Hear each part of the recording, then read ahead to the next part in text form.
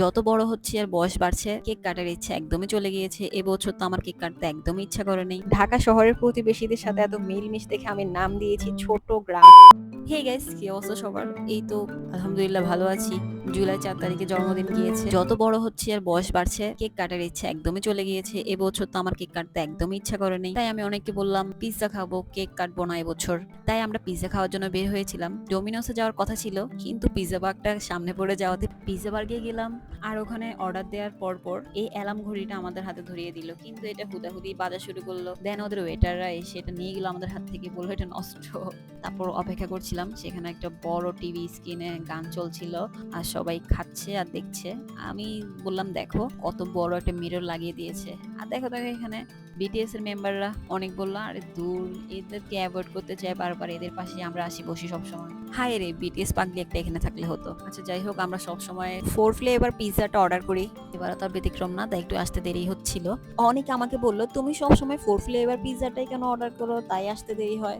Restaurant গুলাতে গেলে মনে হয় আরো বেশি খিদা লাগে খাবারের জন্য, যখন অপেক্ষা করি তখন। অপেক্ষা শেষে পিৎজাটা আসলো আর আমাদের খাওয়া দাওয়া শেষ হলো। এইদিকে আমাদের বাসায় যাওয়ার জন্য একটু তাড়া, কারণ বিকালের নাস্তাটা তো আমরা এখানে করেছি, কিন্তু বাসায় শ্বশুর শাশুড়ির জন্য নাস্তা নিয়ে যেতে হবে। তাই আমরা অন্য রেস্টুরেন্টে এসে স্যুপের জন্য ওয়েট করছিলাম, কিন্তু অপেক্ষার সময় শেষই হয় না। স্যুপটা তৈরি করতে মনে হয় আধা ঘন্টা লেগেছিল, আর এই আধা ঘন্টা আমাদের কাছে মনে হচ্ছিল 2 ঘন্টা ধরে আমরা বসেছিলাম, সময় কাটছিল না। প্রত্যেকবার আমার বার্থডেতে কোথাও না কোথাও ঘুরতে যাওয়া হয়, ইনফ্যাক্ট আমরা রাতে ডিনার করি রেস্টুরেন্টে, কিন্তু লাস্ট ইয়ার থেকে যেহেতু আমার শাশুড়ি ক্যান্সার ধরা পড়েছে, তাই আমাদের কারোরই এমন মানসিকতা তেমন ভালো নেই। তাই কাছে একটা রেস্টুরেন্টে গিয়ে পিৎজাটা খেয়ে তাড়াতাড়ি করে চলে আসলাম। আর বাসায় তো মেহমান নন স্টপ আসতেছে, আত্মীয় স্বজন থেকেও এলাকার মধ্যে প্রতিবেশীরা একজন 3-4 বার করে আসতেছে শুধুমাত্র আমার শাশুড়িকে দেখার জন্য। আর এটা ভালোবাসা না থাকলে মানুষ এতবার আসতো না।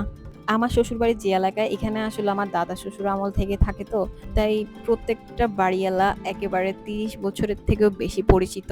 ঢাকা শহরের প্রতিবেশীদের সাথে এত মিলমিশ দেখে আমি নাম দিয়েছি ছোট গ্রাম। আর এনারা যে আমাকে এত আপন করে নিয়েছে, আমি ওনাদেরকে আপন করে নিয়েছি। আসলে সবার সাথে মিশতে পারলে আর ভালো মন মানসিকতা হলে সবাইকে আপনি আপন করে নেবেন সহজেই।